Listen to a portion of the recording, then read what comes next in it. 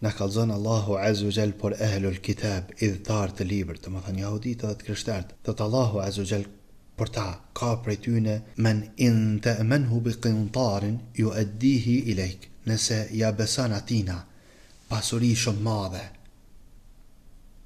ta kthen ata, se ka pik problemi, e kryen amanetin qysh ke besu. Minhum men in ta'manhu bi dinarin la yu'addihi ilayk. E ka prej tyne, be ehlul kitab, nëse ja beson një dinar, nuk ta kthen. Illa ma dumta alehi qaime, veç në qofë si tu ama, për ma ljote, këtheje, banja kështu, thuj kështu, s'ta kthen. Veç në qofë si rrinë shumë gati të e lybe, ti kur pa. Edhin për që në kalzon Allahu Azza wa Jall ta, mosu bani si kur ta, bani si kur që ta, që edhe në qofë se ja beson kodër me pasuni, ta kthen kur është koha, ta jep qysha ke besu amanetin, 10 vjet ja ke lan, kur e ke marë, veç në qofë se ke gjithë në gjendje ma të mire, jo ma të keqe.